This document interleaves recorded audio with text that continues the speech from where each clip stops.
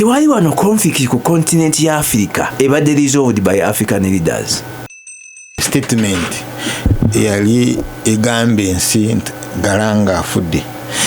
A headline of that statement was State House Rwachitura. Mukuyiga kone Riaka Mashar omusibo ono gwe bagenda okugenda wabya byashaiya ne Catholic Church be batula ne bagambe ne waffe ndi naye temusobola kuba nanteseganya. Mukulu Museveni ne SPLA yagalanga failed to capture Juba, even correct ne Museveni ngali involved mu lutalo direct. Project y'olutalo was lw'okujjawo South Sudan was an American project. Very good. Mukaba mudda naye mmwe mugula mundu ate mundu temuzi gula kutta aba China bayi zitta bantu baffe. So you have a group eyabakanywa musai believing that you must wage war, Africans against Africans, kill each other, bobera dominant obafuge. They've gone too low as to be colonial agents of United Arab Emirates. UAE is not the colonizer. No, it's also an agent. Exactly. Should they fail to capture a Congo, jebetade mu deep water, nebetekayo, both Kagame and Museveni will fall, their government. For the first time, for you who don't know, Bwana Museveni has mismanaged this economy to the level he can't wage war. Because you can't wage war when you are borrowing. Collections za umeme monthly zibadde above 200 billion. So umeme collects around 2 billion, 2.4 trillion annual. This is our money. How can you say we are broke? And to losing a huge chunks of the forest in Budongo to sugar. Is it that strategic? We have sent Basoga into food poverty. Zizimba apartment change. But even the apartments, ojola even more Bazimba. Those are heavy investments. Nayo sanga if a wife of a commander or general or politician nanyini moro nga China okumole eyo is a coffee shop. Oh, nga tunda rings jewelry. That parliament techaisa real budget. Kasaija jagenda okusomera yidami. Bwega kutegeeza real budget genda ofune list ya Museveni byagala okuteekako ssente omwaka ogujja ebitali ku budget. Gasimbagane ne bannamawulire Radio Simba Peter Kibazo mu studios ogikwanjulira John Kakande Harunah Kanaabi ne Charles Rwomushana. Contempt of a tribunal bamusaba miliyoni 20 naye bali banna bali ku treason bana basaba meka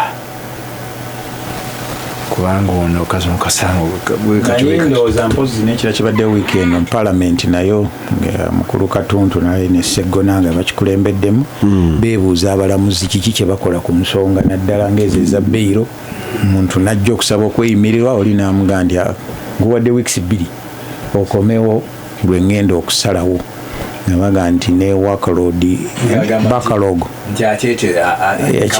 no but kituufu waliwo olina okwebuuza ebintu bya leero naye newe byonna biri mu mawulire naye bireetawo justice system waliwo amawulire amalala Kibazo kati omunaku bwozza omusango gwe guma waliwo amawulire amalala olina okumanya nti tojja kuva kitalya okumala ebbanga eriwera aba NRA nabo bakoze roadmap. Kyeneebuuza Machete bw'anaabanga naye azze omumanyi Machete owa Nuupu omugwe baasiba amazeeyo ebbanga kyogambye nti ye banaamusaba bukadde 50 oba 70. Neyo nayo injustice, it is justice traded kubanga obeera ogiprocuringa kati bagenda okusaba Kanaabi obukadde 2 nga tabuyina nga baga nti addeyo. It is also a way of demobilizing people. I think the key word mukulu Kibazo is justice. Justice obwenkanya kitegeeza ki? Kakati nze njagala kuyamba Kanaabi NRM naye erangiridde egenda mu kanyumyufu etaddewo n'olunaku ate tokyogedde kati oba nakukwatako biire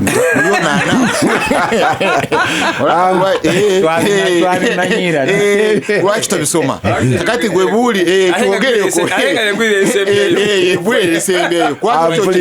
Gasimbagane ne bannamawulire mukono gwaffe Ladislas Lwakafuzi batumidde abali mu studio naga Kanaabi ensonga ya kofi gw'obadde oyogerako nti kofi mu mjekinana Coffee Marketing Board yamuparkinganga mu kipapula kya green nga bamuyita Superior. Awo Lwakafuzi tuli ffenna Superior mujjukira bulungi nnyo. Walinga wedduuka ngalinga ku Uganda House awo nga balinawo outlet ne bugolobi wali even across the country. Across the country. Mwabadde kirero. Do you know what you are saying? That Dr. Apollo Milton Obote yali amanyi value addition.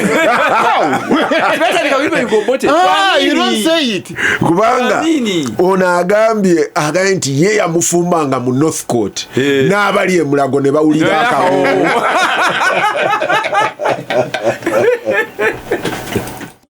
Gasimbagane ne bannamawulire Radio Simba Peter Kibazo mu studios ogikwanjulira John Kakande Harunah Kanaabi ne Charles Rwomushana. Mpuliriza naawe yonna gy'osinziira okutuwuliriza. Eriyo omulala abagambye nti when you talk about Uganda and the companies and value addition, you people need to review the whole problem. What is Uganda's economic plan? Are we walking 5 ahead and 10 behind? We closed down factories. Where I grew up, the whole of Kawempe was an industrial area and everyone contributed to something. At least for my household that didn't work in the factories, we didn't look for firewood. We used the seeds from the cotton ginning as part of our firewood, and my mother would pick yarn from the factories and they would make sweaters privately. That was part of living in a factory environment. Everyone contributes. All that went under, and today you are preaching value addition. Rayon Textiles. Yali rayon. Rayon Textile. Bakolanga essuuka bazitanga zineze jinja. Wano walingawo Japan. Japan yalinga ekawempe. Sebo ensonga eyo nga fena givaako onzijukiriza ensonga. Ennaku zino nda kampuni bbiri naye gye nsinga okujjukiramu mukula ng'akulukusa amaziga akaaba naye nga nti NRM vice chairman Eastern atuula ne mukama we almost on a weekly basis. Tasobola kutegeeza nsonga nekolerwa yaganja nekolerwa namaavu naye yanaga nsigenda kuggalawo kubanga the country is flooded with syringes okuva China. Nina kyesisomye naye nadde nkitadde ku listi. Karoolo ku luutu Maria. Yes. Professor Wang. Yakola ekkolero erikola sanitary pad. Yabadde story nene mu mawulire. Yes. Yino wano palo pads, manyi palo pads. Naye akaaba. Namulaba nga awandiika. Akaaba. Webale nnyo. Naga nti ayagala 7 billion ekkolero lisobole okutambula. Naye kati ebintu byonna biri awo tebina gye biraga. Eriyo ne Bob Fred Mpima abagambye nti abeera insulted ng'awulira bayigiriza Bannayuganda okunywa kaawa. Yagambye nti we yakulira nga mu Uganda mulimu bazita sebo okutuyigiriza okunywa coffee mu Uganda nga in the 80s walingawo coffee shops mu buli kibuga. Kampala twalinanga opposite City Square era eyo nga yatuuzanga nnyo abasambi b'omupiira okuva mu big clubs. So what is this new concept of okuyigiriza abantu okunywa kaawa? Sebo wano we tuli ekitabo bakituwa Kakande oba yakisoma n'akimalako Agase Kalala the entrepreneur jajja wa Double your money. Kiri mu story y'omusajja eyatundanga kaawa value added ng'amuguza bayindi n'abaddugavu kati so bw'oyogera ku kyogga nti abantu babayigiriza okunywa kaawa ng'ate okozesa rediyo ya aga ne muzeeyi aga oli omukulu gyali abatakutegeera apuliriza Gasimbagane ne bannamawulire John. Sudan, South Sudan. Ekintu kya Raila Amolo Odinga tukyogeddeko nga kiringa ekyokubalaata. But it's an interesting dimension mu diplomacy. President wa Kenya asindika diplomat we number 1 kakati. An envoy. Aina ne mukulu Uhuru Muigai Kenyatta yali kuze Congo. Former president. That's aliyo. Who is the chair of IGAD now? Kati naye bwasindika Raila South Sudan. Amusindika nga chairman wa East African Community. Because mukulu William Samoei Ruto ye chairman asindise envoy ku nsonga zino alabe nga zikwatagana. The return, without knowing a lot of details, the first emergency jeyina nadensoma standard, and don't ask me why the standard particularly. Nenaku zinawooma nnyo ayina emitwe editor wa standard alabika yasomera wakkulubya oba wasikawungu alinga monitor ne Museveni. Why monitor jagazaaki bawandiika emitwe minyunyutuvu ne story yaabwe ekulembera ebeera nyunyutuvu nnyo era ndi muguzi wa standard ennaku zino naye bwagenda okuwa ekifaananyi kyawa is they were shut at the door. The mediator was not given a chance kubanga the intent was Raila ayogere chairman wa East African Community gwe bagalira tebagalira Ruto. Omulimu gwa Raila gwali gwakwogera na njuyi zombi. Akomewo afeeding chairman afeeding summit abannyonnyole wawe basinziira. Omukisa yafunye gumu gwakwogerako na president. Bwe yavuddeyo n'ayogera n'abamawulire, which I have said I think I find a little harsh mu diplomacy. Yaga nti abamawulire nti nze ono bannemeseza omulaba baŋŋambye ngende Kampala. Kampala bentebe. Ate nengendayo. Yes. You have the voice. He came. Kati bw'amaliriza okwogera ebyo, one, President Museveni yagenze South Sudan okusinkana bali aba South Sudan nabo bayogedde ne press ne bagamba nti Raila mu balimba tasangika yazze wano n'alaba president netumugamba tugenda kulaba musibe oli tugenda mulaba kubanga he is a prisoner tewaze kukyalira musibe kalinga MP bagenda kulaba mumbere bagamba nti oyaluzira era ne bo bagamba tebamugambyeko nti gende Kampala yabawayiza. But in terms of the region, ng'okyalina Congo etudde ku edge of the precipice. Luli twabadde wano nga waliwo bagambye bakutte ba pilot Bannayuganda era neninda Rwomushana in fact omu yafudde pilot. Oh really? Omu yafa ebiwundu. Story yeeyongera mu maaso. Omu ali afuna bujjanjabi. Bwe nasembayo okulaba nga UPDF ebeegaana. UPDF neegaa nti bano baabadde ba commercial charter. Tebaali bamaje. Nti oli yabapangisa. Ate gye baalaga ne bagenda awo abi tebaatwebuuzaako. Naye balandinga Bukavu airport si bwe kiri. Kakati ogamba Bukavu airport eri mu mikono y'abakyama. So ani yabakubi? Yabakutte. Anti yani abakubye n'abakwata. Ekitegeeza nti bali ababaya ba controlling awo.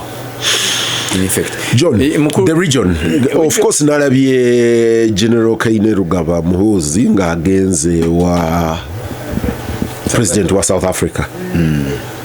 Ayogere naye nga sindikiddwa taata we commander in chief nga sindikibwa president commander in chief ya senior presidential advisor on operations and the CDF special operations asinkane Ramaphosa ye tebamusibidde bweru nga Raila tewali musibe naye tebalina musibe. On a serious note, issue development is not zina exoka ddala conflict ya South Sudan bunaku Africa twogera nnyo African solution to the African problems. Naye nkutegeeza tewali kiraga nti abakulembeze ba Africa balina any capacity to solve any problem. Sudan yennyini and John Bobo yogera ringing home the fact that omulundi guli South Sudan bwe baafuna a bit of turmoil, embassy ya Uganda e South Sudan yasaba Bannayuganda bewandiise. Yes. In about 2 weeks they had 1,100,000 plus Ugandans abewandiisiza a South Sudan.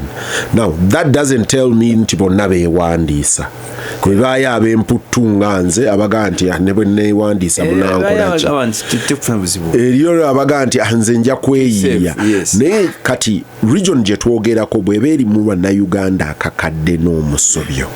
So I want you to keep that in the hindsight. Ekisooka ddala nti kino kyalayira kiraga Uganda's involvement. Of course kibadde kimanyiddwa kubanga CDF yasooka okupostinga minisita n'amubuuza nga tabimanyi n'agamba simanyi mbaze simanyi naye CDF ye akutegeeza nti tutuuse eri mu Sudan Juba minisita nga talina byakwogera naye n'agamba naye mbadde wano ebbanga several hours nowete nyiza okumanya kigenda maaso eri yerekerawo exit route yandyogedde amazima sinakusoma mawulire yandyogedde amazima sinakusoma mawulire. And by the way spokeswoman w'amagye wa General Muhoozi n'abeera very derogatory on the minister mbu tubabuulira biri administrative si bino ebyamagye mparamenti yali takimanyi naye nga nze konsani yange nga Munnayuganda nti kirungi okugezaho okugattulula enkaayana erimu mu South Sudan naye tugenzeeyo ku side emu tetulina garanti nti side gyetuwagidde kakati ku saawa eno ejja kuba erina power enkeera kubanga abamu bagamba nti issue kati wadde butakanya ebbanga ddene kasooka bafuna bwetwaze that's not a secret naye omusajja oli ali mu buyinza ekituufu kigere nti agenya kiri obvious ne banne bamulaba nti yali muki on the way out owamawulire yabiwandiikako e Sudan tebamanyi gyali ne kati nange sijagenda Sudan kakati waliwo moves zakola eziraganga agamba nti group ye Salavaki nze mu buli ngeri I'm on the way out ani ayingirawo ng'ono wano bwakola nti ekyo ekivuddeko akalega ensawa zino nekirala nga baalemwa okurisolvinga conflict zaabwe groups zombi erya Salavaki n'erya Machar kirabikanga Uganda eri dead against Riek Machar taking over question eri nti weeripye kwono olina garanti nti tobadde mu makati kugezaho kugata zombi mediatinga obakinze ono olina abantu bo miliyoni okimanyi nti ekikozinga abantu baffe abali mu business. By the way, South Sudan, I was reading naye nsoma ndowooza last month oba 2 months ago. Sebo abo bagamba obuntu bwabwe obwo kyayi bamuteeke ebbali banamuddira nga tumaze okwogera. Sebo nasoma amawulire nti South Sudan had overtaken Kenya as the #1 export market for Uganda. That's 2 months ago. And I was reading the papers. And therefore we have a duty to secure that market. You secure the market. Naye oyinza okubeera nga America bwe yagenda neyeripa ku byobusaayi bwali mu Afghanistan nerowooza nti bujja kugigarantinga stay. Eventually abataliban ne baimaging and taking over. Tolina garanti nti bali abali yakamacha we will not take over tomorrow, a year later or 2 years.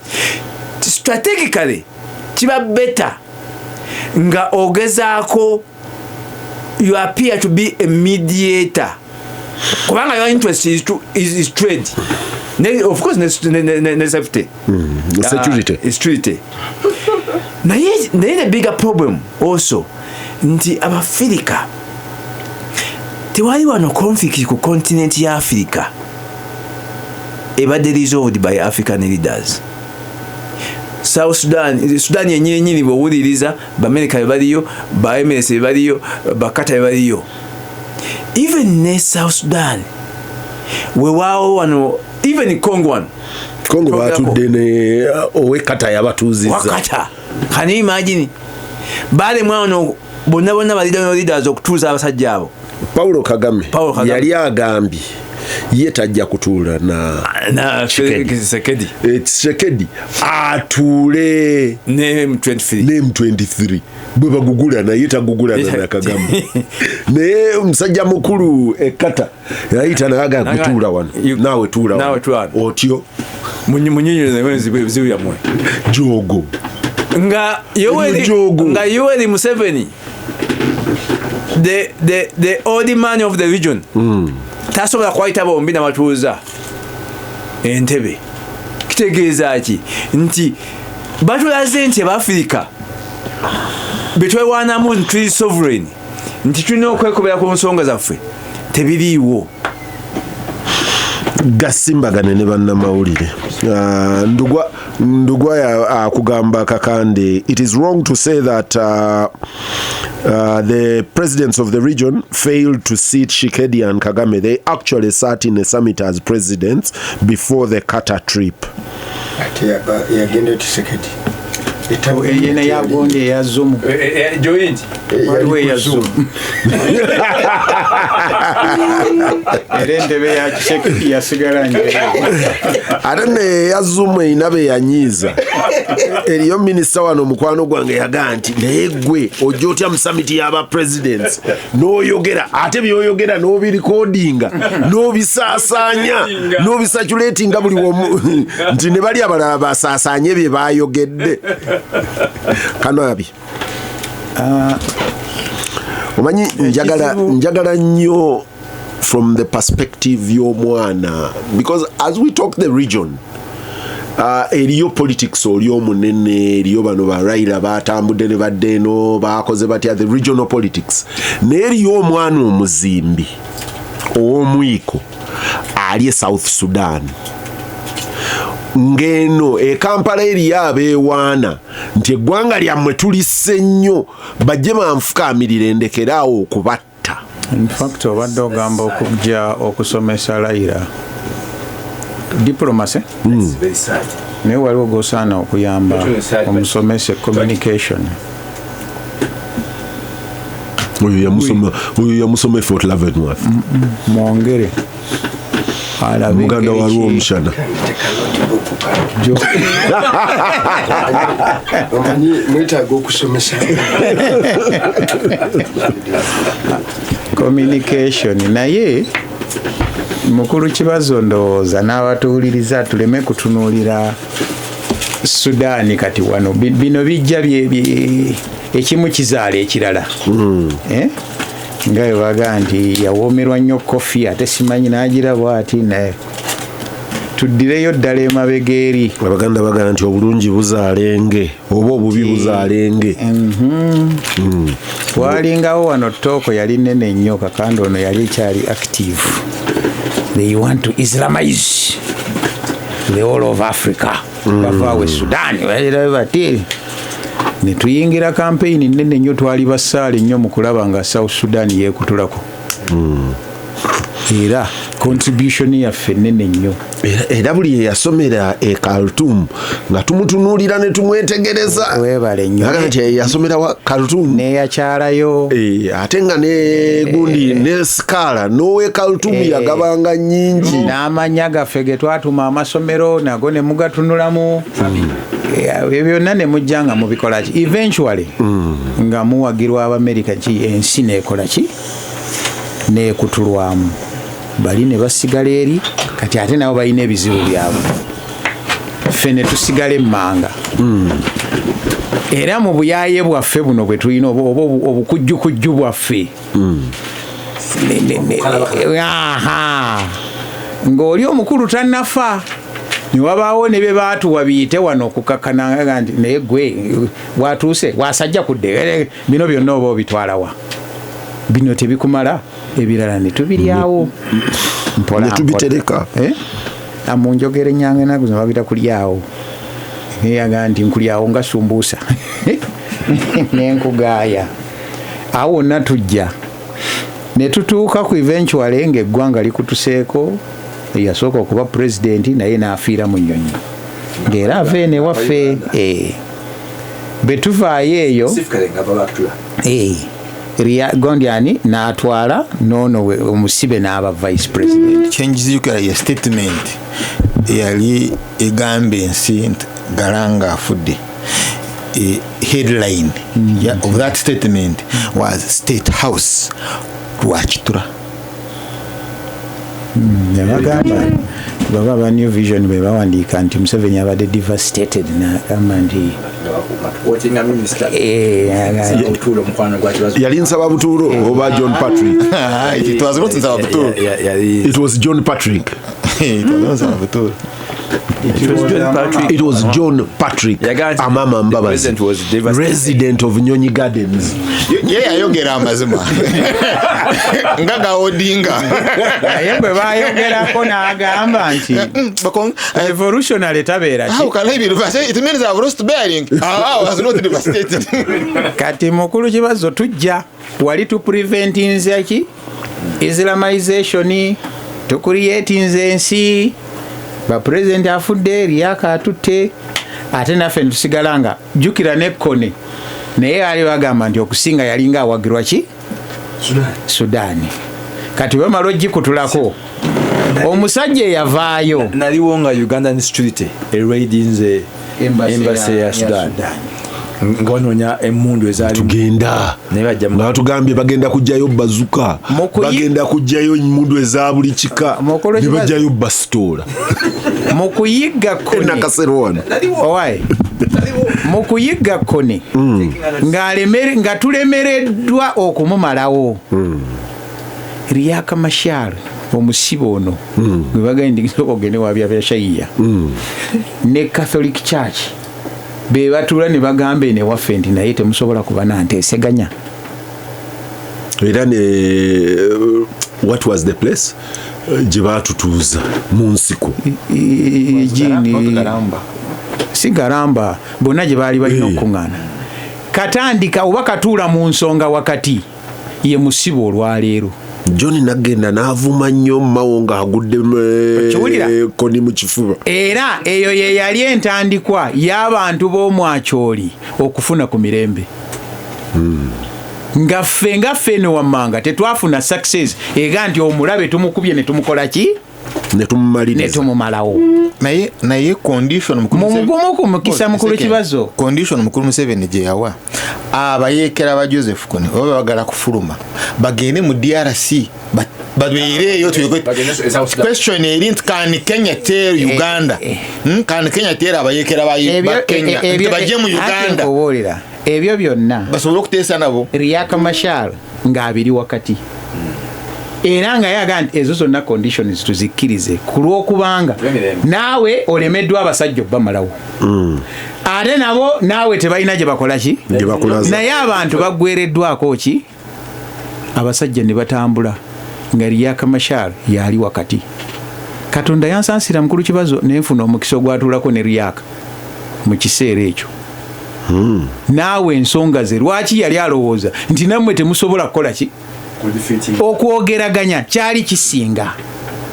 Era Rugunda musajja ne yeehambolinga bulungi nnyo n'atuula ejjubba awo n'abeera mu ki bwe yakoma we Uganda president yagamba oyo yali ku bibye ffe tetwabikola naye olwaleero omukulu Kibazo ovuga emmotoka n'eggulu n'oyitamu naye mwerabidde katase ovani omusibe Riek Machar n'ekereziya of the Rumbek city naye ennugu tetuggwangamu kubanga mwatulaganga ffe abatali baki omusajja humiliating n'otwanekanye Kony oyiza okumusonyiwa John eri akugambye Sam Musoke nti the best way to predict the future is by participating in making the future.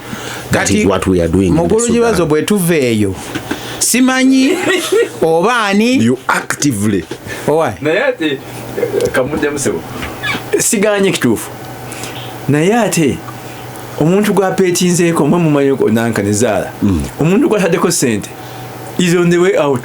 Mpozi no ali on the way out. Naye no on the way out.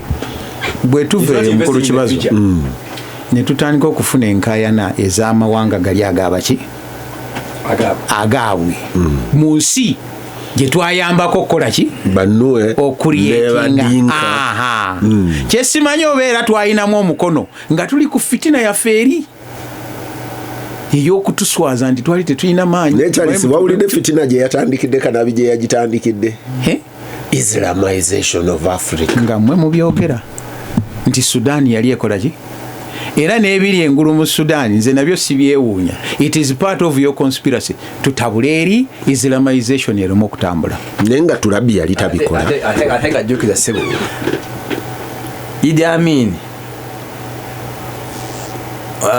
mu busobozi bw'obutono yasobola okwogedde ku Islamization yasobola Muhammad Muwanga Kivumbi kangende te notebook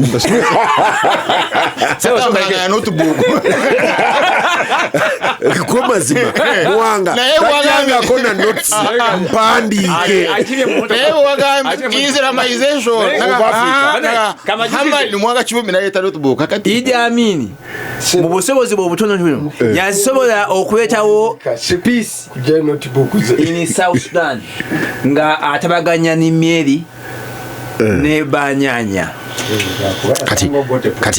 kati awo Kakande tuddayo wali oga nti where African leaders have totally failed with African solutions. Idi Amin had a solution, but we have also solved certain things by force. Kibazo mu bwangu nze kyenjagala okuleetako nti tubadde involved emyaka mingi nkujja eri nga tukutulako tuleese ne bano babaddewo tuwaddeyo n'abantu baffe era tukyagenda mu maaso. Kiki kye tukola obukyamu era ng'eggwanga bano ababaka ba paalamenti bandituyambye ne defense committee ono ate yali member wa maanyi nnyo ku defense committee bagenda n'entebe okusinkana omukulu n'afuuwa oluzungu reviewing enkola yaffe mu South Sudan gye twateekawo lwaki eremereddwa ne Congo katusooke tubeere South Sudan lwaki eremereddwa ne Congo batukubirayo ne Somalia there is no headway up to now. Gasimbagane ne bannamawulire abatawaanya Charles Rwomushana kansooke nkube kano No, go Charles Rwomushana. Go ajukubye negwa. So mbane nga chusudo kijao. Ugenda kuchima notebook. Kakati South Sudan ogitandikira ku because it is the comprehensive peace agreement. Ya Naivasha yokola South Sudan ngagalanga chaliwo. You remember that agreement? Kyetulina okunonyereza kiri nti mukulu Museveni ne SPLA yagalanga tebakwata Juba. They failed to capture Juba. Even correct. Ne Museveni ngali involved mu lutalo direct. Correct. With the mighty yes bafe badumirwa na Kibazo nga balina SPLA yagalanga bali united byonna Juba yabalema. But South Sudan yali ina militia, the Equatorial Defense Forces. Actually ekyakuba NRA ne SPLA largely yali those militias. Sudan ze yali ezimbye. But Sudan wewe wayo South Sudan alete yajiwa militias that were allied to South Sudan. Ezakuba ezakubanga SPLA instead ate yajiwa SPLA. In my view ayali omunafu. That's point number. The second point SPLA John Garang. Remember John Garang that time yali vice president of Sudan. Correct. And president of South Sudan. Correct. Yes. President. Yes, he had president was Sudan, South Sudan. But vice president of under the agreement. Yes. Then the bagenda mu referendum. But chengeza okulaga kiri nti abayamba Khartoum, the militias of the Equatorial province nawala abali abamanyi bwate Khartoum te yabawa South Sudan. Yajiwa galanga instead. Then katugende ku ndagaano, but afterwards olutala ate lujja because nobaona amawanga agagamba nti gali gayamba South Sudan okufuna independence, but bali nchite misege Misege, yeah. Nsega Very good. Kakati ngolaba Kenya yegamba po egenda kuzimba Port Lamu, pipeline ya mafuta eve South Sudan egende Port Lamu mu Kenya. Yet nga mafuta ga South Sudan already gali gayina pipeline egatwala Port Sudan.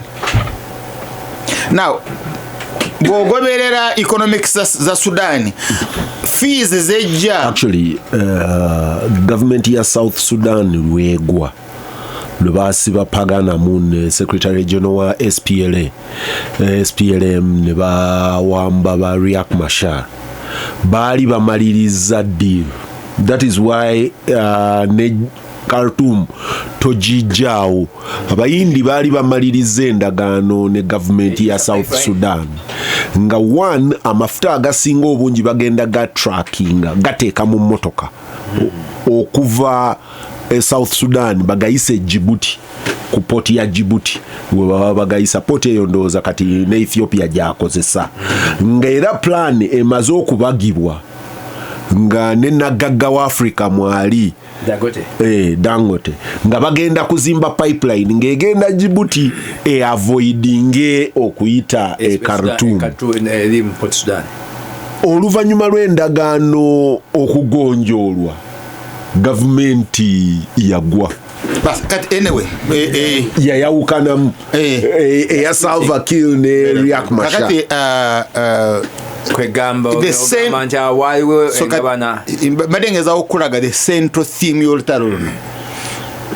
The one nabana abali ku South Sudan bana boga abatwalo ba envoy ba Museveni bani tebajiyamba because bali balina okumanya nti wo letera propose ekyusa pipeline eve Khartoum Port Sudan ejeno economy ya Sudan main obojikuya by 70% because fees zejja ku pipeline eno ku managing that system ne port bibeseza economy yayo by close to 70%. So labant the whole plot siya kwagala kuwa South Sudan mafuta ne economy ya oil because already in a pipeline.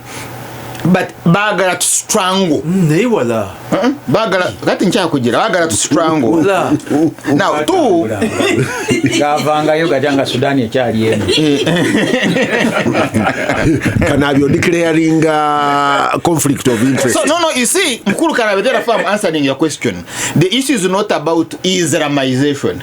No. It is the business. issue is about control of the oil resources of the Sudan.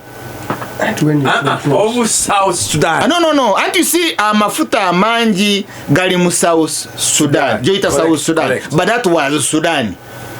At that time. Yes, katubano wale to therefore the project yolutalo was Rwokujawo South Sudan was an American project. Very good. Under the cover. Yes, of Islamic fundamentalism. Of Islamic fundamentalism. Katuchobola ba John Garang yali agamba tusobola okubeera ne autonomy mu South Sudan. But tusigadde nga tuli Sudan. As one. Yes. Chobola ba te aja te atuuka. Naye ekyo tuli kiraba. Now yalinga Moses. Now kakati wayagala okulabira politics za oil mukuli Kibazo.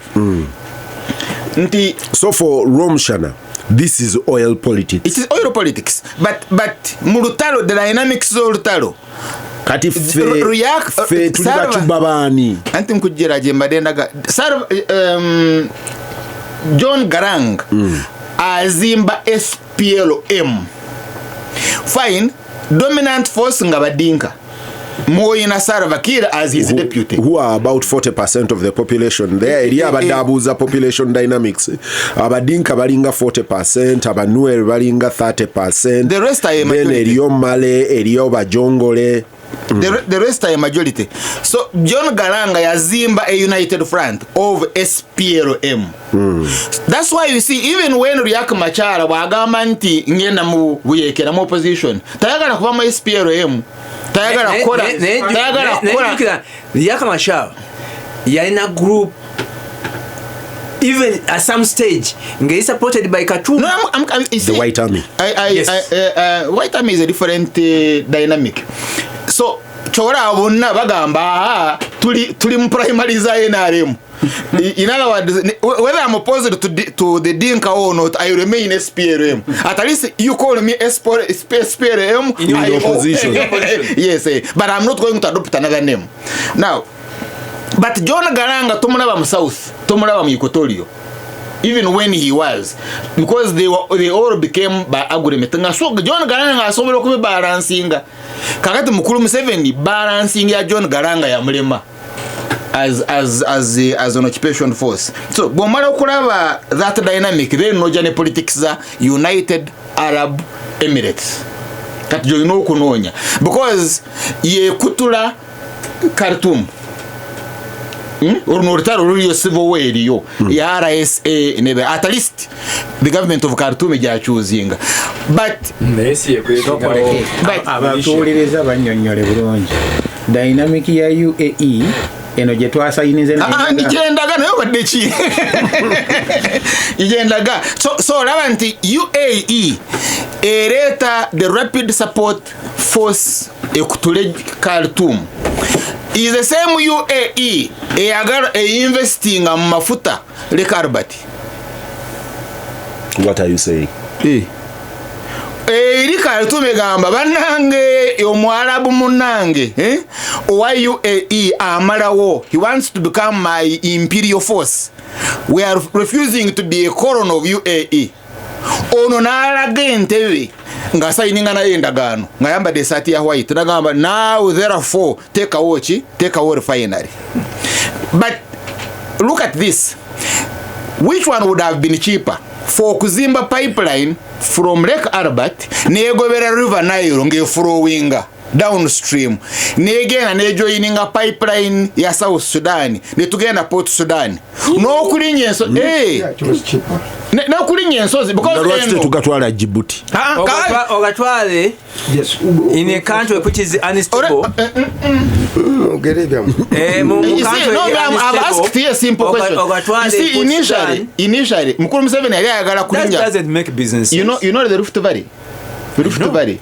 Tugwa twasoma Rift Valley nze nabisoma mu geography. The East African Rift Valley. The East African Rift Valley ziri biri. Tuyina we naye waffe omune eri na Kenya. Kale Mukuru Museveni yali ayagala kulinnya Rift Valley no gye tulimu. Alinye escarpments zino. Agenda alinyeza Kenya ng'agitwala mu Kenya. Baba mugamba ya M23 tetubitegeera naga akati mwe mbavuddeko naga ngenda Tanzania. You remember? So that's why I asked Mukuru Kibazo, much as you are not a very good economist, which one would have been cheaper? Is he? Why? Is he an economist? You see, that's why you see, ne pipeline no jabazimbe to Dar es Salaam. Tesobola kubeera viable. Tanga. Tesobola Say Dar es Salaam. Tanga. Dar es Salaam I mean Tanzania. Nga bwogamba Rwanda meaning Angola. Yes, mbadde manyi ntoli ku level. That level. But I'm sorry. But tesobola kubeera viable nga to factory nze amafuta ga Lake Albert agesaidi ya Congo. You get? Yes. You this pipeline no jayogerako je tuyina tutanga teri viable nga totunulidde exploration ya mafuta agasaidi ya Congo. Mukulu Muhozi jayogera nti katuyingireyo Fatima tobule bitundu byayogera Fatima Mahaji byeneyo bunya we are the occupation force the other end. So therefore olutalo oluli mu South Sudan is about those pipelines naye basanzayo fault lines that every tribe has an army. Neagarang, Riak Machar, he has an army, is a commander in chief, is a vice president and commander in chief of an army. All vice presidents retired, by the way. They are commanders in chief. Nesar Vakir is a commander in chief of the Dinka army. Now they are commanders in chief. General. Gasimbagane ne bannamawulire Muwanga eriagaye nti mulimba mwandi tuteereddewo ku YouTube ndikati tetulabye notebook Muwanga gyalese yakala ki eriko ne pen ya red Johnny tozibye maaso pen ya red naye simanyi oba bwino naye wa red kati ze kanje bawe it is go forward go forward orange kakati ensonga zino the first casualty ye dream ya East African community and Pan-Africanism. Mu 7 mubado our speeches ze of late abadde asoundinganga akiririza mu African integration, you know, unify kati olwaleero ali muwagizi wa ka faction ya Sudan. Kakande alina okuba nga akyajjukira ekitabo kya Kwame Nkrumah, yes. Africa must unite. Ekyo kimu nga bw'okisoma obeera embossed no dream n'ogiroota. Ekyo kimu kati problem danger gye tuyina nti tuyina essabo yekalu mu Africa tiwenkanyakanya lyekalu mbadde ngamba tuyina etempo kanjite tempo mu Luganda tempo tugiyita sabo guli dipendinga byosabiramu sabo omuzikiti osobola okuyita sabo naye sikerezia sabo dipendinga byosabiramu mwerwakwa mukitwala bulala program nga weri ya Luganda tusigaze ekigambo sabo afoka tukole ya Kibazo mix omukongozi kati omukongozi musabo lino Muwanga kakati esabo ne high priest we sabo for long President Yoweri Museveni na wano mu region twateeka we sabo lyaffe nga liri best ku mundu na na men with boots. Struggle badde mu Africa emu ku why you see Odinga. Odinga nga attempting okuteekawo tempo. Odinga had done a lot of political activities ne mu politics wa region zino. Bobo bado staringa nnyo abasomesa abo semina. Nga yaga kuteekawo tempo y'ebyobufuzi ebitali ku mundu. President Museveni high priest mu region ow'ebyobufuzi by the Nyerere yali high priest w'ebyobufuzi by'emundu for some time Tanzania nga ihab Nyerere namusomanga philosopher. No, Nyerere mixed both. By the way, yakola politics n'akola n'emundu era nga akkiriza nnyo kusolvinga problems through military means. Kati omuntu yatwala that approach n'agitwala ku another level ye President Museveni ng'alowooza nti ebizibu bya Africa student wa Nyerere osobola bimalawo by establishing an efficient war machine. Not a very good Neja nekola occupation. Eyo mwe mwava bakagame. Nga tuli mu defense committee twebuza lwaki Manga, let me mention this. It sounds silly. Juzi na Paulo Kagame in one of the very long interviews there were ngagamba tababe Uganda abo bwe twatandika okwetegeka okujja Paulo Kagame bunyenyezi bayingana ne Rijema mu Uganda kye yabakola neba wakosi bonna banna buli omwagenda asoma they were trying to startle our war. They did not fully embrace us. Kakati oyinza okugira kati olutalo olw'okulwana bano ne balutwala kati Kagame ne high priest ne batandika okulwana Tanzania nga tuli kati Kagame nga ali ki altar boy Tanzania nga tuli mu defense committee Tanzania yagaana okusayininga defense pact ya East African Community ne Burundi negaana ne bakola coalition of the kumulembe gwani gwa Kikwete oba guli wano nga tulasifying a defense pact defense pact Kenya. I spoke to one key person mu Tanzania nti as long as oyo Museveni jali achali president yawa nebife tetuli bisayininga I will not tell you who tali genuine era boyogera even bana Kenya the top political class egamba East Africa will never be a reality ngona achaliwo wano because balowooza ayina bad seed mu region oba ali dominant eri best kukulwana n'okutta. You see, killing, they kill people without ngatebesise whether bunya whether wa oyinawo bakanywa musaayi.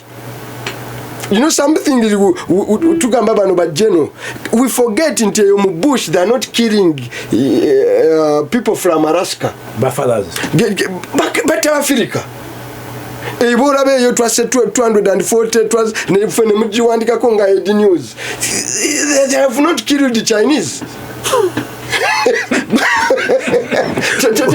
Mwangalinga gani afadhali okutta abachina. No, but no, at the end of the day people killing black Africans. People speak about war. Simanya M23, Simanya Kutekivu, Simanya watutu as if these people who die bavude mu Alaska they are killing Africans.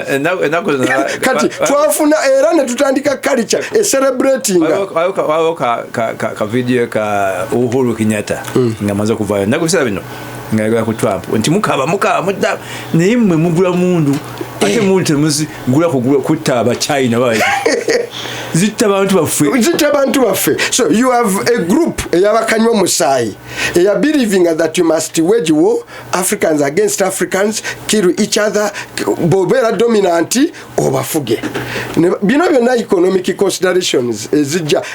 Even themselves are manipulated.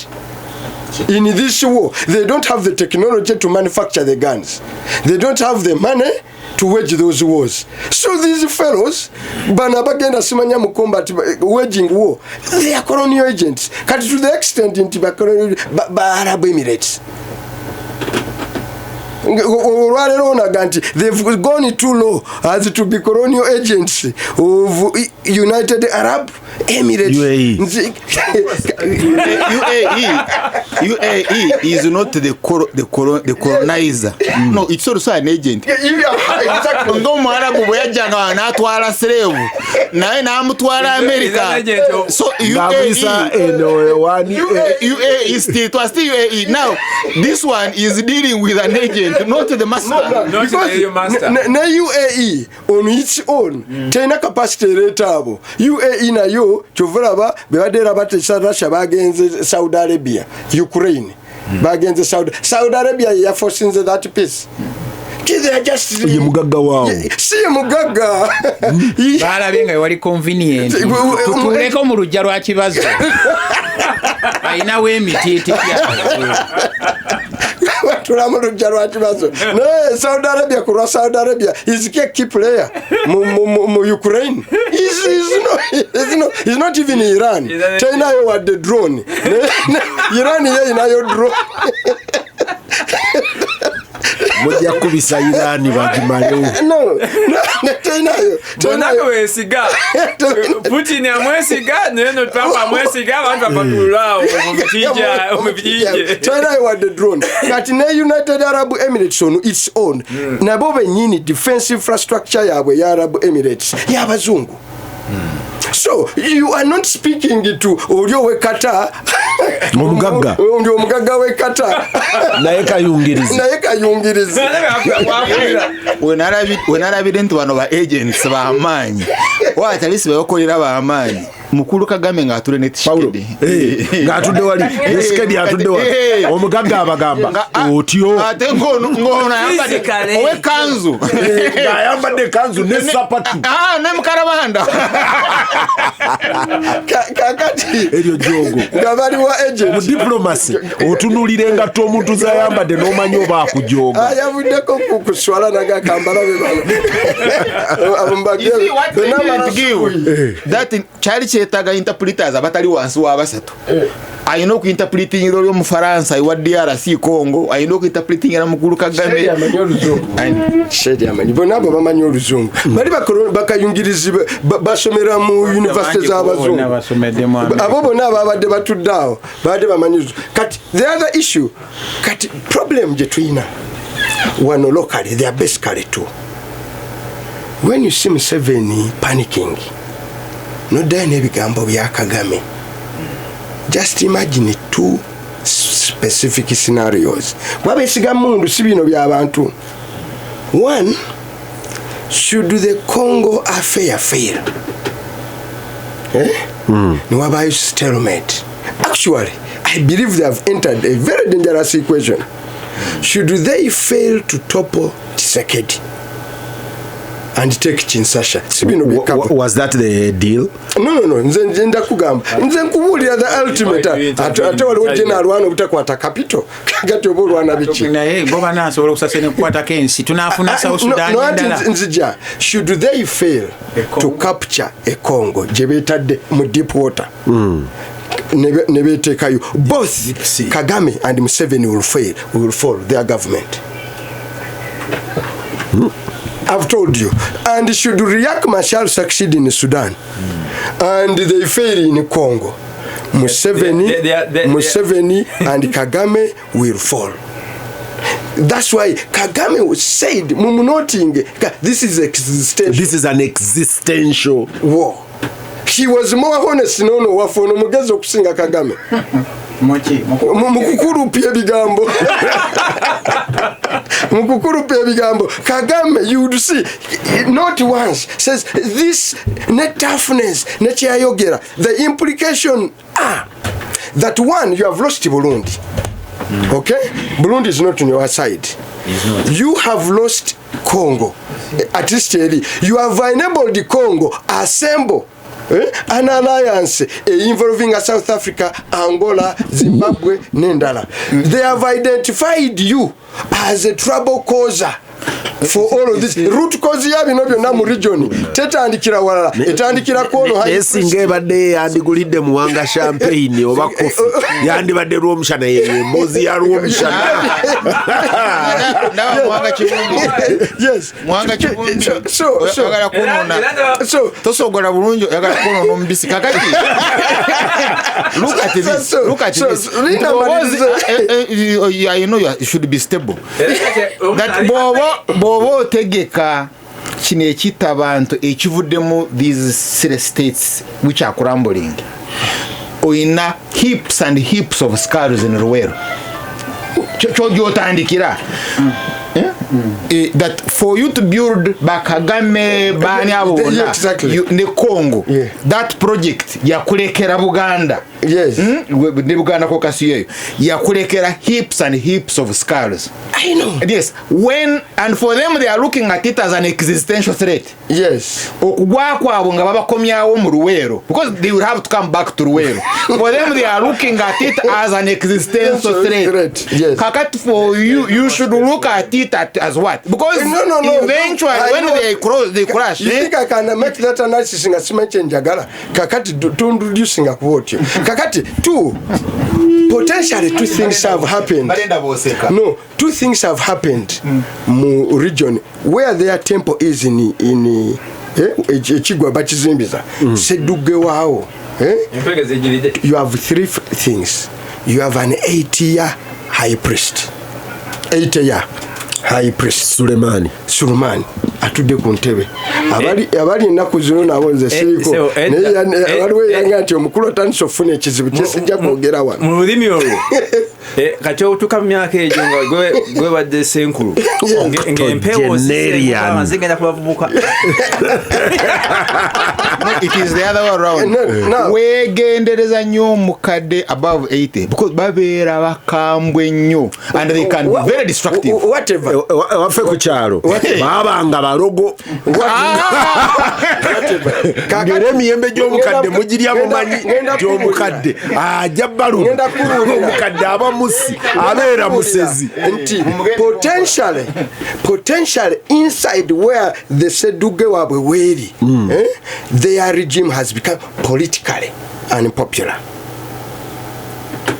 Besieged politically. You see, yes. That's incorrect. No, I've told you. You see, I know their capacity, military infrastructure, their capacity to wage war, but politically they have been broken. Naye,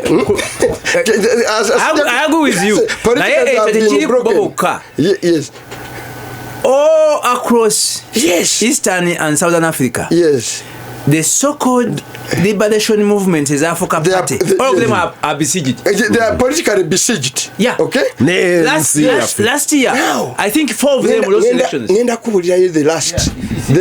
reason is that the new generations after are taking over after liberation. They've forgotten death. Yes, kakati. They will remember. Sir James Baker, Rumuyi foreign minister. Now, Gamba, you cannot talk about a strong foreign policy without a strong economy. Therefore, you must be strong as an economy home. Now, for the first time, for you who don't know, Bwana Museveni has mismanaged this economy to the level he can't wage war. Because you can't wage war when you are borrowing. School fees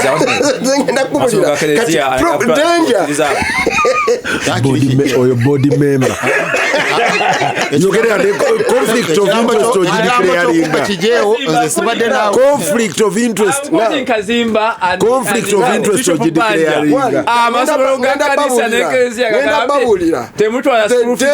where the only high priest where there is Achilles Hill, where actually may not be, because you need money to buy military infrastructure. You need money to wage war. Now you to pay soldiers. Now you have reached a level that bw'omala okusasula amabanja tosigazawo nazosasula abasirikale. You have to borrow Kanaabi. Back it hand to mouth. But you can no longer even live hand to mouth. By the way, the Ugandan economy can no longer live hand to mouth. Is it just above this? Okay. Muwanga, just a second. Just a second. Kamalo kubuza. What was the economy when they now recaptured Kampala? No, What was the economy? We had no economy. One second, Muwanga, hold. Hold there. Omanyi Muwanga nga tannatandika kusoundinga nga mbozi ya ku Kanaabi. Ab'ebyobufuzi ba wano bamanyi Kanaabi restaurant ku Uganda House. Basooka gikuba bomu ne batugobawo. Naye bwe watulanga ku Kanaabi wagendanga okuvaawo ng'emmeeme kugenda nsanyufu nga bw'oba olina pressure ogenda ekkakkanye nga ova ku Kanaabi nga bakugambye eno gavumenti tetuusa lwakutaano. Congress was wonderful. Kati ng'ova ku Kanaabi ng'emmeeme ekuli wamu naye wagendanga okudda wiiki eddako ng'ate emboozi ndala naye nga naye ewa hope. Kakati Muwanga emboozi ye nga tennatandika kuwoomerera kutuuka ya Kanaabi. Njagala otunuulire these factors. The regime, hold there, the regime that you talk about that is so encumbered, besieged geopolitically and militarily and economically, is able to deploy brigades in South Sudan. Is able to deploy in Chad. Is able to deploy in Somalia. Is fully in charge of the presidential guard in Guinea. Sijukira which of the two Guineas, where Conakry is in charge of territory in the Congo. Let me tell you. I've told you. That's why when you see unlike you, no, instead I know these facts. I can tell you the actual facts.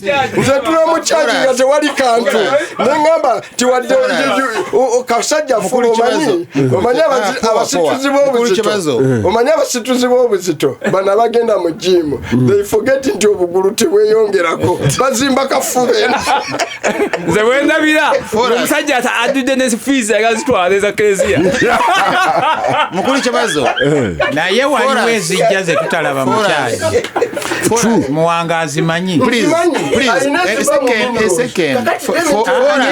Just 1 second, muleke Rwomushana ayogere. For us in the NRA. No, yogera na kamwenyu ke fitina. For us in the NRA. Utali tukwata Masaka. Waliwo omwanyi. Yes. Waliwo omwanyi ne gututambuza. You remember omusajja ne mugunyaga. Waliwo omwanyi. Ne munguyise Rwanda ne mugutunda. Ono Roy. Captain Roy. No, not Roy. Is another name. Tony Roland. Yes. Kakati. The one who hired the plane for the big man. Collections za umeme monthly zibadde above 200 billion. So umeme collects around 2.4 billion shillings cash. No, 2 billion, 2.4 trillion annual. This is our money. How can you say we are broke? Gasimbagane ne bannamawulire eddakiika nga 23 ezibulayo ndowooza nga 2 tubeere nga tuva wano John katono nnyo ngenda kuyisa omuzindaalo wiiki eno mu palamenti babadde bano badiscassinga interventions ono omusajja Muwanga gwa nnyonnyola atemera ku lwajjo otwanyi twayina kutemera ku twajjo economically naye no mu palamenti aga nti tuyinawo ensawo enzibizi companies za kuno tubadde nalabye omusajja ava mu eno mwacholi, I will remember the name, ngaga nti tuinterveninze nnyo eri amakampuni amagwira ne tugawa ensimbi ne tugavujjirira essaawa etuuse tuvujjirire ezaakuno. Kwe kwavudde oli eyagambye Kanaabi bagambye bagenda ziwa tax waiver ya myaka 3. Saategedde musolo ki omanyi n'ogwo omusolo nagwo guli tricky. Bayinza okugamba nti bagenda kuwa tax waiver nga bakugamba corporate tax. Golinganga UEDC era nti amasannyalaze ngasazeeko. Si bwe baatugambye. Naye bagenda nti unit 15 ezisooka ze bakuwa ku nusu 25 baziyita lifeline. Eziddako 7 mu meka mu 65 kati alyoka oweze omala kuweza 8 ate ne bakuwa ku nusu 4.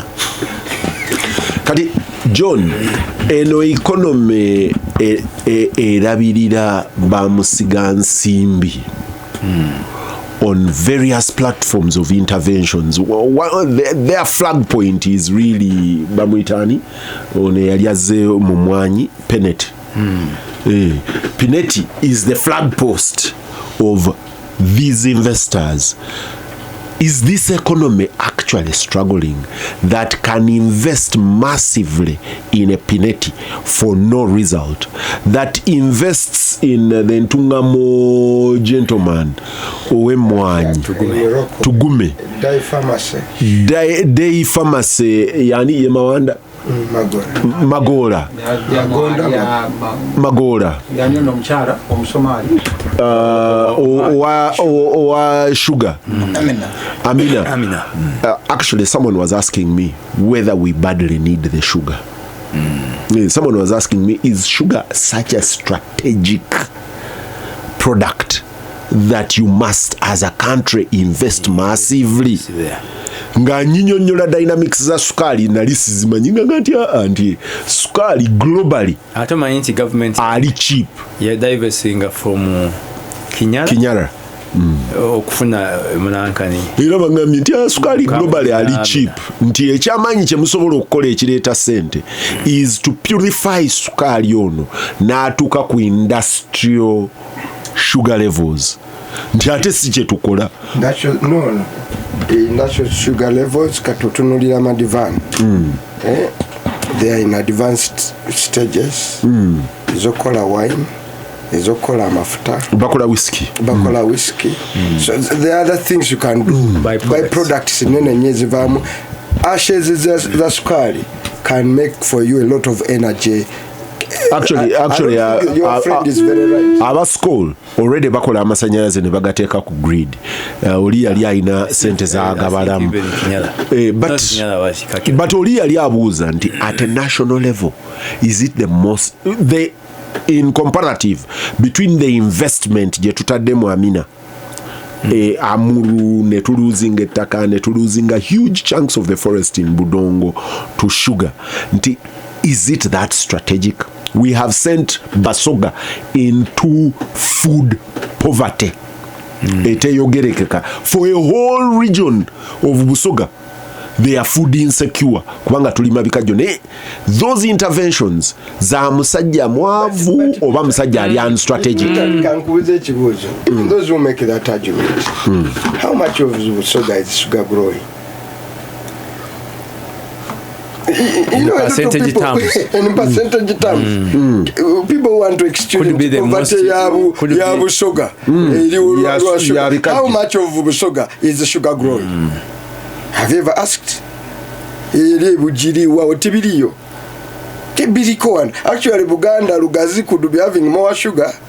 By the way, now even Kayunga is also taking over. Yes. So how much areas of Galidaya? Busogo kubera poor. Nga yekwasa ebikajjo. The other factors. I want to ask you to research and ask how much of Busoga is the sugar growing? Need to come to the issues. In principle,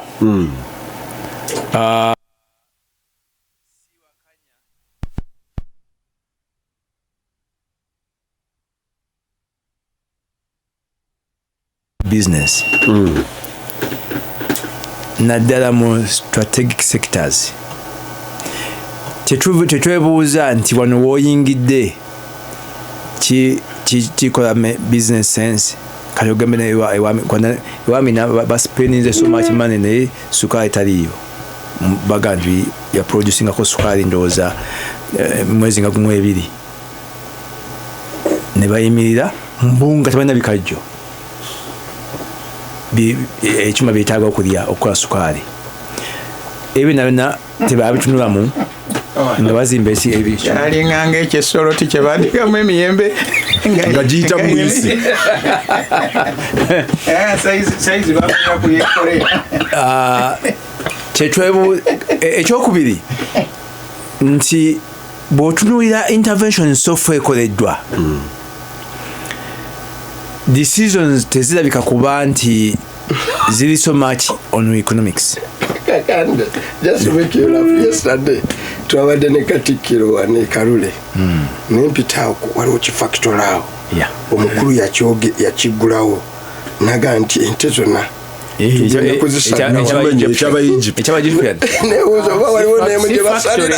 Kibazo yatugamba bagiyita lufula ate bakola kyekira ate nze nakugamba abasiraamu mwe mumanyi ebyokusala ente lwaki owayiriza yabuuza n'abana mwe mwalunze ente eziwera mugamba simanyi lufula teyina nte zesala mbwate mbwe ente tezina okusala si ene cow sizino ez'amawembe amawanvu zina certain specification zeetaaga n'olwekyo naye ekikulu nti kyetwebuuza nti gye bayinterveninze take for instance day oli yatugamba bagoba Professor Mondo Kagonyera koze yagamba ente olina okugimasajinga olina okugikwata mpala tolina kugidistressinga abonaga twamugoba but ate ngenda okuwulira ente bwebeera distressed enyama yayo ebeera poisonous bwagamba munange yes kakati olaba Professor Mondo Kagonyera bamugoba because he was a professional kati ekolero no ndio ematugga day pharmacy si pharmacy farmer bw'otunulira ensimbi ze bahaddemu ekisookera ddala engeri gyeyitandikamu engeri gyafunamu sente mu Kenya sente meka ze baafuna engeri Ruto gyakwata essimu n'akubira manager wa Equity Bank nti namukwano gwange wano mufuneyo ka sente ate nga n'ensimbi ze boogera tezikwatagana boogera mu media coverage olaba nti ensimbi meka ze baafuna tezitegereka nga kiringa ligamba nti eri abalyako commission nti oba oliawo zaali $15 million 15 zagenda okutuuka eno nga ziri less than 100 naye kyebikanga bino Auditor General's report gyentunulira yawandiise emiko 5 kuroko ne day pharmacy day pharmacy yes government yateeka sente nga tena na evaluation report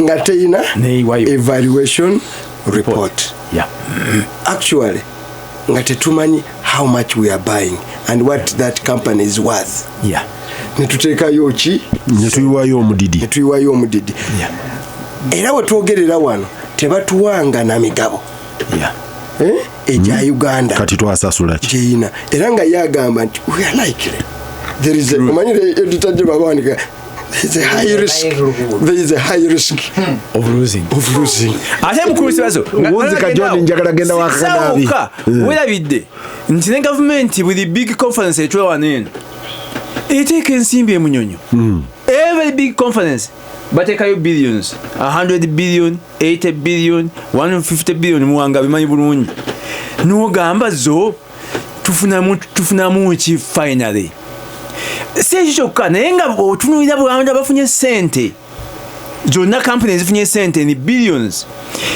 decisions ziri just political era ne impact yazo ntono Gasimbagane Kanaabi mukulu Kibazo bino tusiraba lwaki bitutawaanya nnyo tubiteekamu oluzungu lungi nnyo naye Muwanga yatuwadde enkola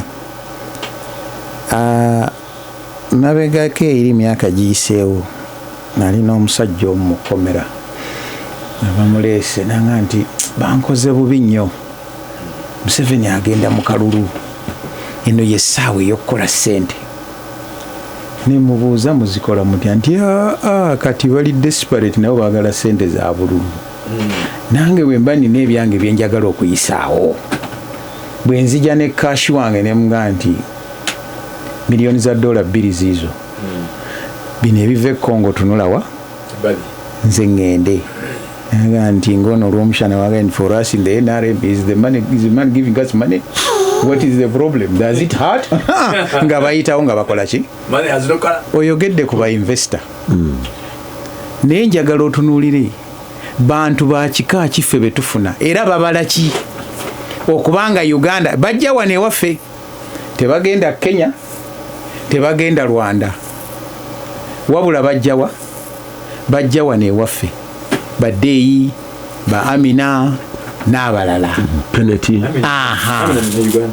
Do they find the situation nga ebayamba nga bw'onoolaba omutunzi w'ettaka ga nti Kibazo jjajja waabwe yafa naye bwe mba ngenze n'enkozinga confusion mu famire eyo nze mpitawo eri ettaka nendikola ki nendigula gwe jjajjawo yayina gundi bakuweeko ekikyo Kibazo nze byange bimulimpe naye ng'emabega wali akola ki omuguzi bainvesta boyita bainvesta tuyinza okuba nga tulina bamafiya abasomye embeera yaffe ya Uganda nga bwefaanana n'abaddukanya Uganda nga bwe bafaanana nga weetaaga ssente muwanga zaage nti mukyaji teziriyo naga nti nze nina wano ku bbali wensobola ozikola ki ozikufunira naye nange nkolera ki nkolera kino gasimbagana ne bannabawole Kaloli. The strategy ya mukulu Museveni choita intervention in the economy, the state intervening in the economy. Webuuza ayagala kusolvinga kizibu ki? Ekizibu ki is not economics. Zino zamwe zaffe za bulijjo. Ekizibu ki kiri nti bwe mwetaaga okugula deire bw'abagamba nti mubigula n'agamba rationing $1 you will rise up politically mujja kutabuka. You can't face that truth that we are running an economy in a deficit, balance of trade deficit. So dollars eyetaaga tazina kugulanga omugula bulijjo, and he can't ration the foreign currency window 1 window 2 ngobote. Therefore okugula sugar cheaply from Brazil kyetaaga $1. Bw'oba osobola okubirima wano, even if it means to give you Mabira forest, so be it, as long as kimusaving $1. Kati bw'omugamba nti ngenda kuleeta pharmacy ngenda kukola ki? Rino eddagala lyola ayogolako $1 ngenda kulikola wanaga weetaaga ki? Billion 10 ziizo. Oba olina capacity ekola eddagala eryo oba togiina tebikola ki? Tebimukwatako because is facing that problem.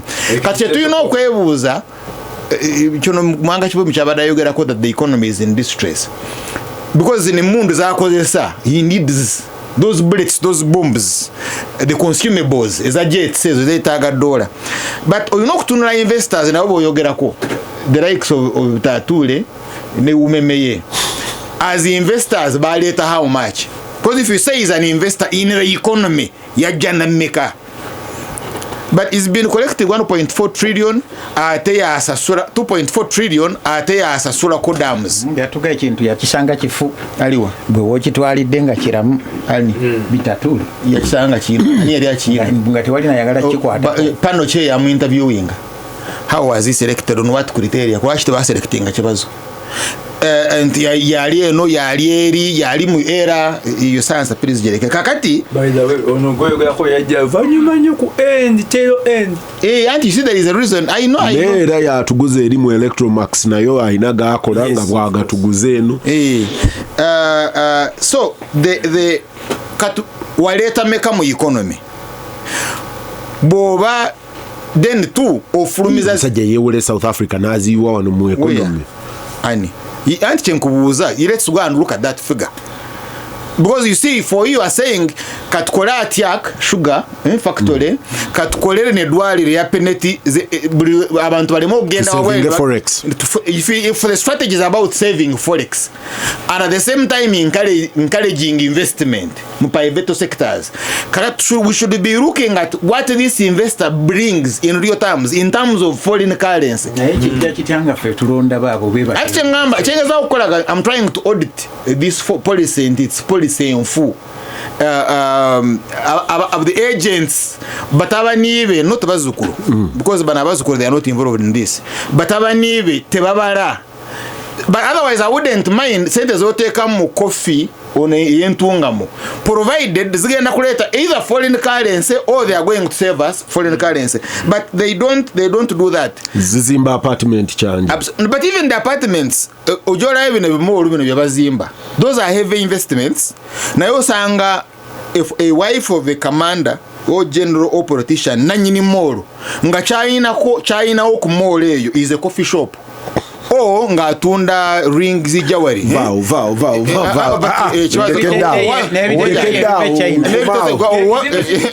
Rwomushana mujeko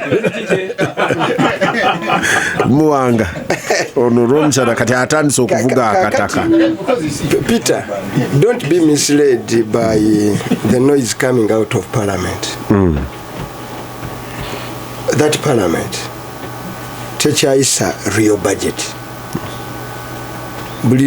Yes. Eyo dami Kasaija gyagenda okusomera ye dami bwega kutegeeza real budget genda ofuna list ya Museveni byagala okuteekako ssente omwaka ogujja ebitali ku budget kati bibeera funded bitya. And you see kati olwaleero yakuleetedde budget gye yaleese ng'okugifandinga agenda mu katale mu Kibazo mumuwole billion 10.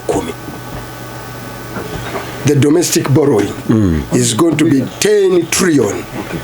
6 billion 10 trillion.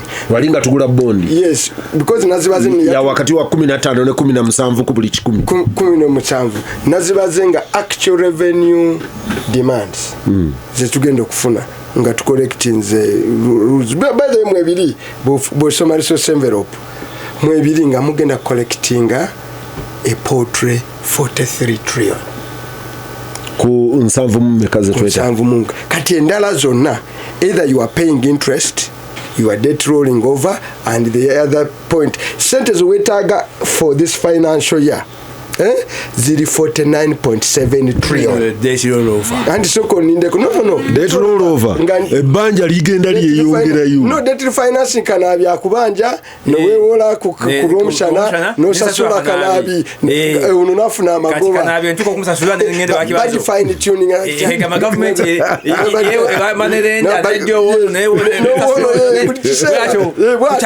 kuchanga era yita debt refinancing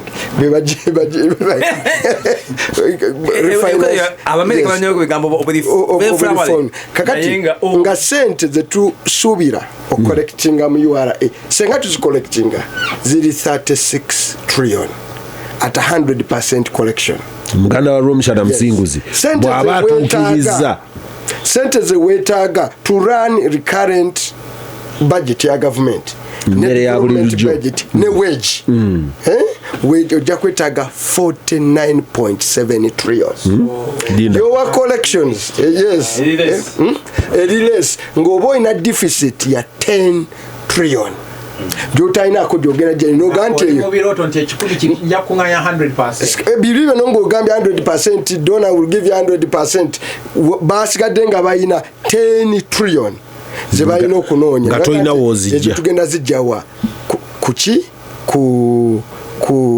ku domestic borrowing mukatale kakati but you see I have not factored in waliwo ensimbi kati ngazo nez'amasanyalazi these companies of government ezibajja mu masomero these primary schools kati goyogene nezibagenda kujja mu makerezia zo zigenda mu consolidated fund but zineza companies ezumeme zesolooza tuzira mu consolidated fund no kati waawo nyini awo kati gwagamba ka consolidated fund projected budget appropriation in 8 eri one south figure is a portrait 319 billion ziba projecting okujja mu bukampani national water bichi umeme yomboziyo kakati yomboziyo wali mu budget tebiriyo bagenda kujjayo 319 billion.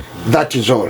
Kakati nga bayina deficit ya 10 trillion zebagenda okugenda bewole kati denja joyina nti wewola ku Kanaabi atowe day pharmacy atowe because your economy, your revenue tesobola kufundinga wage yamwe na recurrent expenditure. But does the pharmacy get the money? Yes. No. That's a different story. That's the most central. Kakati problem 7 jafuna mu budget. Kugamba nti kiri kye tulimu. It is a damn debate of what the budget will do.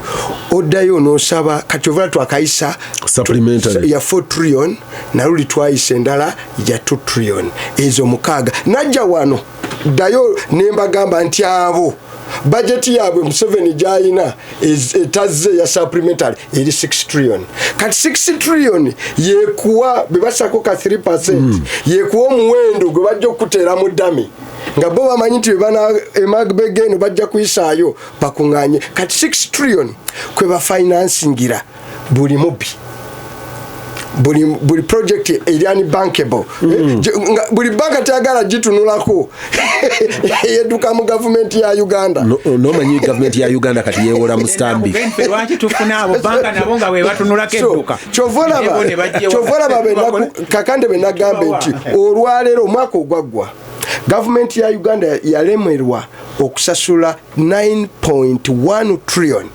Government Bank of Uganda ziyali egisasulidde abatubanja ne interest. Chiyakola nebongera bond. They amortized it. Nebongera bond Bank of Uganda. The difference is mu myaka 10 tugenda kusasula banja lyerimu at 13 trillion. Gasimbagane ne bannamawulire.